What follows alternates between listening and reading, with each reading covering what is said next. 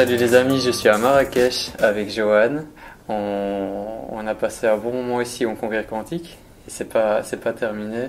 C'est un vrai plaisir de te rencontrer. Ça fait déjà 2-3 ans que je suis ce que tu fais et Tal aussi.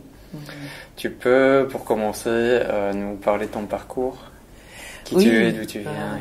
Oui, avec plaisir. Et je vois que tu as essayé d'échapper à la prononciation de mon nom. Il n'y a pas besoin d'être médium pour saisir cela. Alors, mon parcours, c'est que je viens de Madagascar. Je m'appelle Johan Razanamarai. Je suis mariée avec le docteur Christian Talchaler. Je suis également la maman de mes enfants, dont Gwen Clark, que beaucoup parmi vous connaissent déjà, parce que nous travaillons ensemble. Et donc, aussi loin que je remonte dans mon enfance, j'ai toujours été ce qu'on appelle, en langue toungouze, donc de Sibérie, chaman. Évidemment, ce mot n'est pas ce qu'on véhicule à Madagascar. Mais j'utilise ce mot pour permettre à un maximum de personnes de comprendre ce que c'est, parce que c'est quand même un mot qui a fait le tour de la planète, on veut dire. Que quand on dit chaman, ça veut dire ce que ça veut dire, c'est-à-dire un homme ou une femme médecine. Ça veut dire un technicien du bien-être et de la santé, mais connecté au monde spirituel, aux esprits, aux guides spirituels, aux anges, aux esprits de la nature et même aux frères galactiques, parce que il y a des peuples sur la Terre, je crois même le Dogon d'Afrique, qui se revendiquent être venus des étoiles, dont Sirius. Donc, et pourtant c'est un peuple chamanique, hein, c'est plus chamanique que judéo-chrétien.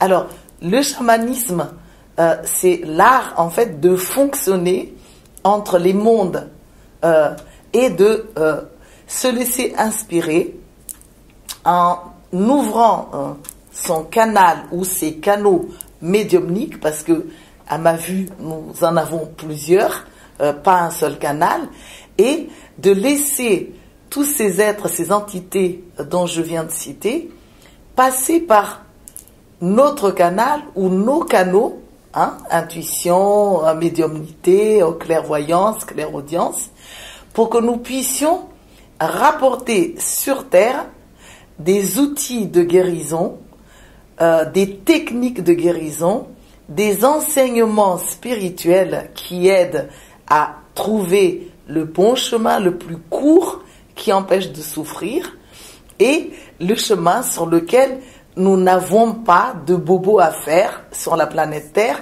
parce que nous ne sommes pas obligés de souffrir pour y arriver. Et le chaman, c'est un pont entre ce monde-ci et les mondes spirituels. C'est un pont entre les êtres de tous les règnes. Et le chaman, en se laissant inspirer par les guides spirituels, qui donnent des recettes, qui donnent des visions, qui favorisent les rêves, qui permettent de développer l'imagination, qui font voir des enseignements même sous des formes géométriques, ou qui passent à travers les mains du chaman pour que les mouvements que nous faisons puissent être producteurs de bien-être et de santé, en passant évidemment par nous-mêmes. Et les chamans, pour moi, pour finir, sont en fait des êtres qui vont être amenés à faire des déclarations d'amour. Et ça, très peu de chamans en parlent, parce que très peu de chamans conscientisent combien le chamanisme ne peut pas se faire sans la fraternité, la divine fraternité. Parce que comment peut-on fraterniser avec les esprits et ne pas fraterniser avec les êtres humains? Ou comment peut-on fraterniser avec les êtres humains et négliger les autres règnes? Parce que le chaman va travailler donc d'un commun accord dans l'harmonie avec le règne animal, qu'il respecte beaucoup, l'esprit des animaux, qui donne ensuite sur les animaux totems, les animaux de pouvoir. Le chaman va travailler également avec les végétaux, en proposant des substances même dont certaines ne sont pas du tout permises en Europe, et que moi je ne suis pas du tout d'accord de sortir de leur territoire, ouais, parce que les plantes ont une vibration qui correspond également à l'environnement, et c'est dans la conjugaison des deux que s'ouvrent des voies, et pas quelque chose qu'on dénature pour ramener. Nous avons vu déjà ça dans l'alimentation vivante, que lorsqu'on cuit certaines choses, ou qu'on le prépare longtemps en avance, ou qu'on le conserve d'une manière ou d'une autre, et qu'on les voyage à travers des instruments, à l'autre bout, à l'arrivée, la substance n'est plus la même que quand elle était dans sa forêt originelle, avec les chamans qui les ont concoctés, ou les êtres qui entourent les chamans. Et enfin, je rajoute seulement que les chamans travaillent également en harmonie avec le règne minéral. C'est pourquoi on porte des bijoux ou des bandeaux bref, ou dans des petits sacs, pas seulement avec des tabacs, le tabac sacré, mais aussi avec ça peut être une partie du règne minéral qui nous correspond et qui nous aide à mieux réaliser les séances d'alignement que nous allons faire pour ceux qui nous consultent, ou les séances de guérison qu'on va amener pour tous ceux qui ont besoin d'aide. Mais le chaman n'est pas obligé de fonctionner comme les chamans qu'on connaît déjà. Le chaman étant un pont dans la déclaration d'amour, j'aurai sûrement le temps d'en parler, va pouvoir en fait laisser passer les esprits et laisser les esprits guider ses mains, sa voix, ses mouvements et ses intentions vers un instrument ou un autre. Et c'est pourquoi les instruments ne doivent pas être des instruments que le chaman connaît déjà par cœur. Parce que si le chaman connaît par cœur, on s'assoit comme ça, on fait comme si, on va utiliser tel instrument, en fait, ça veut dire quand même que ce chaman a perdu la guidance spirituelle, la guidance des esprits. C'est un chaman qui est déjà prisonnier des voies ancestrales. Alors, ça, ce sont des points de vue que nous pourrons peut-être développer. Qu'est-ce que toi tu en penses? Et toi, ton approche du chamanisme, tu appelles ça chamanisme sauvage, c'est ça? Oui. Alors donc, en fait, je suis née dans un village, mais vraiment vierge, et j'ai en moi cette énergie donc du chaman. Si on peut douter de beaucoup de choses, hein, parce que j'amène quand même les gens, le chamanisme, dans une voie du chamanisme sauvage, pour montrer que je me libère des traditions qui enferment, des traditions ancestrales qui bloquent. D'autant plus que ancestral, c'est pas seulement ancêtre de cette vie, mais ce sont des ancêtres collectifs. Parce que c'est limiter une personne que de dire, moi je suis malgache et je n'ai que des ancêtres, ils sont malgaches. Et comme on parle de vies antérieures, qui dit que je n'ai pas été celte, qui dit que je n'ai pas été séjourné au Mexique, qui dit que je n'ai pas été amérindien ou amérindienne, qui dit que je n'ai pas été en Sibérie.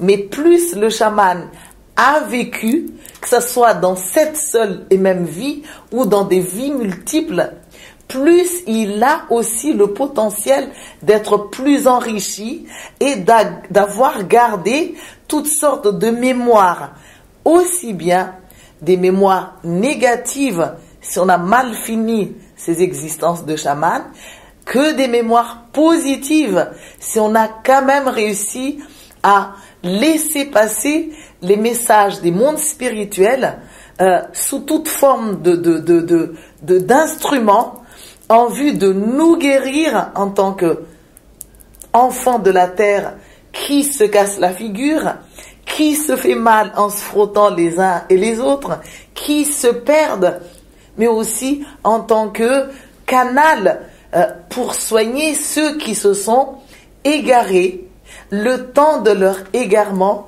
le temps qui se rappellent que eux aussi, ils sont porteurs de l'énergie du chaman. On va sûrement y arriver. Et donc, dans mon chemin, vraiment ma particularité, et qui, justement, même si ça m'a fait souffrir, se trouve également être la clé de ma vie de chaman. Une clé précieuse dont chacun de vous pourrait en avoir besoin, c'est que je suis née dans un village qui n'était pas mon ethnie. C'est-à-dire que je faisais déjà partie, en fait, des immigrants, on va dire, ou des émigrés, je ne sais plus quel... À Madagascar. Okay. Je suis originaire de Madagascar. Et donc, dans le village où je suis née, ce n'était pas l'ethnie de mes parents et de mes grands-parents qui était en majorité, mais c'est une ethnie descendance royale également de la région. Mais avec l'attraction vers les chamans, j'ai vu très vite de mon côté que j'étais plus en fréquence vibratoire sur le chamanisme comme étant une de mes priorités, parce que je ne suis pas que ça. Et de même, j'ai capté aussi très vite, même si les chamans m'ont fait passer des tests, justement parce que dans leur chair d'être humain, malgré qu'ils avaient des connaissances, malgré qu'ils avaient des outils de guérison que j'ai vu vraiment fonctionner de mes yeux, ils étaient quand même réticents à l'idée de faire de quelqu'un d'une autre ethnie, surtout une femme, et encore plus un enfant, un futur chaman qui pourrait éventuellement les succéder. Alors, j'ai beaucoup souffert. Je suis passée par des révoltes jusqu'à ce que, parvenue à la maturité spirituelle, j'ai découvert qu'en fait, nous choisissons ces chemins qui ont l'air d'être des chemins remplis d'embûches et de difficultés, non pas pour que nous nous conduisons en victime ou que nous perdions notre temps à descendre en flammes les chamans ou les personnes qui nous ont fait traverser ces difficultés, mais pour que nous puissions les remercier en disant « Ok, je vois que ce que vous faites me plaît, grâce à vous, je m'éveille un peu plus, mais maintenant, je me branche au monde des esprits, d'ailleurs des esprits que je voyais, parce que je voyais les esprits, je voyais dans la nature, je voyais dans le fleuve, je voyais dans les rochers, c'est digne des films bien plus spectaculaires que Harry Potter. Peut-être qu'un jour, quelqu'un fera des dessins ou des images à partir de ce que j'ai pu voir depuis mon enfance. Et du coup, là, on laisse les êtres humains avec les limites, mais sans les bouder, et sans les descendre en flammes, sans les accuser d'être responsables du choix de notre chemin, puisque nous sommes tous à l'origine de nos scénarios de vie, en les ayant finement choisis avant de naître sur la planète Terre. Donc, on se retourne vers les guides spirituels, vers les esprits de la nature, vers les ancêtres collectifs, et on dit: maintenant que j'ai traversé ça, quel est donc mon chemin? Et c'est là que j'ai entendu, pour moi, les esprits me dire: c'est même très bien que tu vois les limites des autres. Et c'est vrai, c'est bien que tu as pu comprendre que il n'y a pas de quoi faire des conflits et de guerres avec ça. Mais c'est parce que ton chemin sera différent. Le choix de ta croyance, de tes valeurs seront différents de ce que tu as pu voir. Si les techniques sont bien, si ce qu'ils ont fait était merveilleux, tout chaman est amené à s'éveiller pour ne pas seulement répéter ce qu'ont fait les ancêtres ou les maîtres qui les ont fermés, mais pour se laisser brancher, guider par des êtres encore plus grands, encore plus fabuleux, encore plus aimants. Et en ce moment-là, tu vas retirer de ton chemin tout ce que tu as vu de déséquilibré, d'irrespectueux des lois divines telles que tu les entends, de négatif pour l'épanouissement de la fraternité sur terre. Et en ce moment-là, tu vas enrichir toi aussi, à ton tour, aussi bien ton être que tous ceux qui seront attirés par la fréquence vibratoire sur laquelle tu surfes. Magnifique. Et tu as parlé un peu de... Et donc, pour finir avec ça, alors donc, j'ai quitté Madagascar. J'ai eu une époque où je me suis refusée comme chamane. J'étais spectateur parce que ce mot-là ne me disait rien, justement. Parce que c'était, nous en fait c'est plus sorcier, mais encore c'est avec un nom malgache que personne ne comprend. Et en plus c'est un mot malgache qui a une connotation négative. Comment c'est? Pour le umbiash. Okay. Ouais, bilu, bilu trumba en malgache. Mais les guides qui m'ont formé, qui n'étaient pas les êtres humains pour finir en fait, m'ont amené dans d'autres directions que le chamanisme même malgache.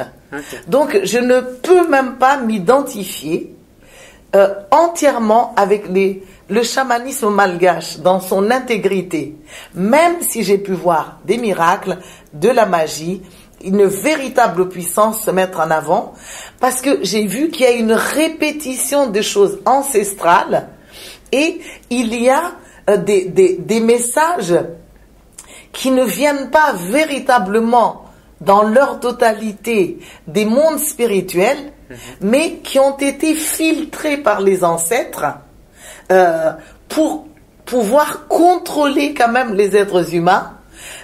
C'est qu'au lieu de permettre la formation de quelqu'un qui vient malade ou qui vient élève comme chaman, ça a quand même pour objectif de plus encourager l'élève ou le malade à admirer le chaman en sortant des soins ou des séminaires pour applaudir et parler des chamans et non pas avec des outils, qui vont leur permettre de se remettre en question et de commencer à exercer le chamanisme.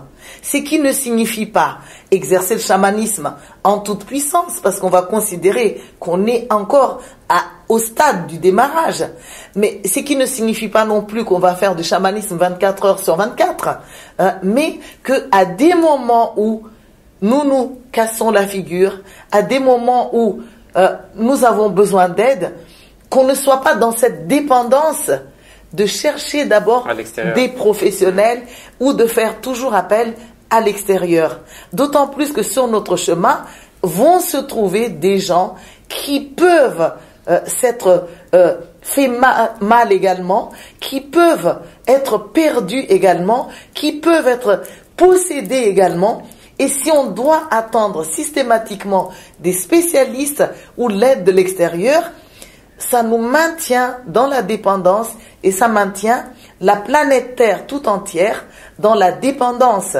Et donc, lorsque j'ai grandi en Occident, que j'ai pu rencontrer des chamans, parce que aujourd'hui, j'ai vu les chamans au Québec, parce que je suis allée déjà au Canada, souvent j'oublie d'en parler, je suis allée plusieurs fois, je suis allée à Hawaï, aussi c'est un berceau du chamanisme, d'où vient aussi le Ho'oponopono, même si moi je ne suis pas dans ça non plus.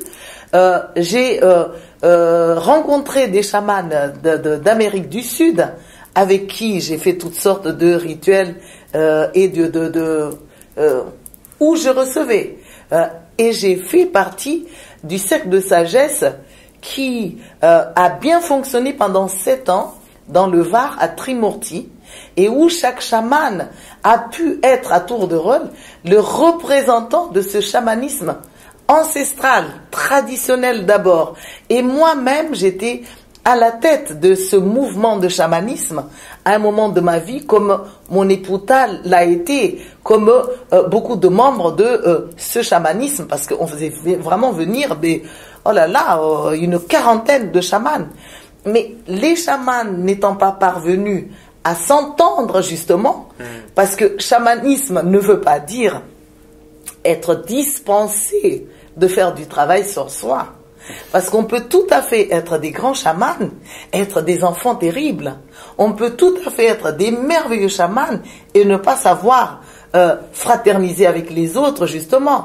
On peut être tout à fait des chamans magiciens, mais sans savoir s'effacer pour laisser la place aux plus jeunes qui ont besoin non seulement d'apprendre à fonctionner comme chamans, mais qui ont besoin même d'apprendre à guérir les chamans qui les ont formés et devant public, hein, pour que ces chamans puissent en ce moment-là pouvoir déclarer là où ils sont malades, déclarer là où ils ne sont pas bien.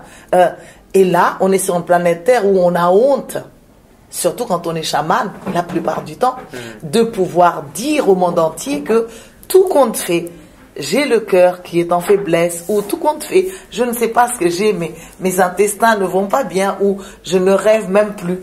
Et une fois de plus, au lieu que les ancêtres, les guides spirituels qui m'accompagnent me fassent perdre du temps à ressasser les choses qui n'ont pas été, ou à perdre du temps dans le regret, j'ai vraiment senti en ce moment-là que j'étais suffisamment mature et grande pour justement refaire renaître les formes de chamanisme originelles qui se sont allumées un peu partout sur la planète, là où les gens ne font pas que du festival de chamanisme, mais là où les gens vivent le chamanisme au quotidien. J'ai pu capter des chamans de toutes les îles éloignées du monde, là où l'homme blanc n'a pas mis les pieds, là où des chercheurs n'ont pas été, là où n'ont pas été érigés, parce qu'on adore quand on est civilisé, des grandes constructions comme les pyramides ou bref, toute forme de choses un peu spectaculaires comme ça. Et un jour j'ai entendu les guides dire: Joanne, il est temps maintenant, grâce justement à ton chemin, grâce à tout ce que tu as vu et qui t'ont blessé, grâce à tout ce que tu as vu et dont tu as vu les limites et les faiblesses, à faire renaître le chamanisme sauvage qui est à l'origine du chamanisme. Parce que où que nous soyons sur la planète Terre, avant que nous ayons été étudiés, il existait un chamanisme beaucoup plus libéral, beaucoup plus branché à la vie, et un chamanisme qui n'inspire pas à la répétition des rituels chamaniques, à la répétition des guérisons chamaniques, même si nos ancêtres ont réussi à faire leur séance de guérison, leur séance d'éveiller tous les êtres de la planète avec un grand succès. Parce que si nous restons là, nous perpétuons là, en fait ça signifiera que les autres civilisations où l'on n'a pas cité de nom de chaman vont rester toujours à l'écart. Et ça, c'est pas juste. Et ça veut dire également que aucun chaman n'aura le droit de pouvoir recevoir des mondes spirituels une manière de guérir autre, des chants de guérison différents, des mouvements de danse autres, ou des mouvements avec des formes pour harmoniser les énergies et enrayer les maladies tout en aidant le patient à conscientiser ce qu'il a mis dans cette situation.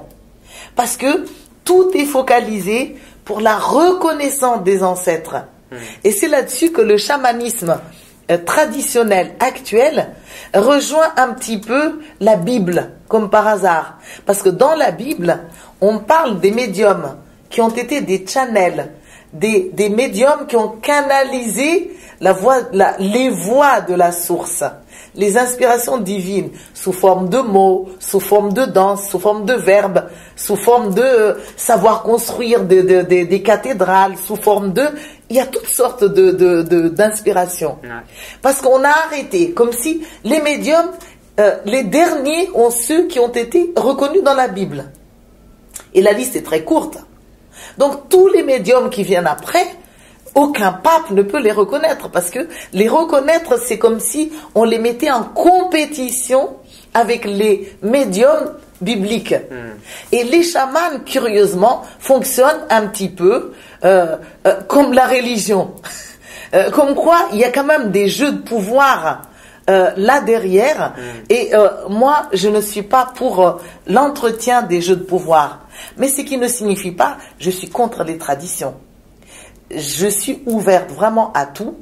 Je reconnais même que certaines traditions ont une telle puissance sur leur descendance que du coup, il y a des gens qui ont du mal à sortir des lignées ancestrales. Ouais. Et les lignées ancestrales aussi puissantes pour paralyser ainsi les individus, je suis désolée, mais si je suis branchée sur le monde spirituel et que je suis chamane, je suis channel, je reçois des messages de sagesse, je ne peux pas avaliser ça. Je suis amenée à libérer les individus, je suis amenée à permettre à chaque être humain à se brancher à la source. Et une fois que chacun a trouvé différents outils, différents moyens, on écoute les esprits. Et en ce moment-là, ce sont les esprits qui vont arriver au dernier moment. Parce que sinon, on fait dans le mouvement. On commence toujours à l'est, par exemple, ou éventuellement au sud, pour faire des rituels d'ouverture chamanique. Mais si les esprits qui nous guident se présentent au nord pour une raison très précise, ce jour-là, alors vous qui êtes élèves, brusquement vous allez dire, excusez-moi, mais mettez-vous dans le bon sens comme tout le monde. Alors c'est qui guide en ce moment-là? C'est le chaman ou ce sont les esprits?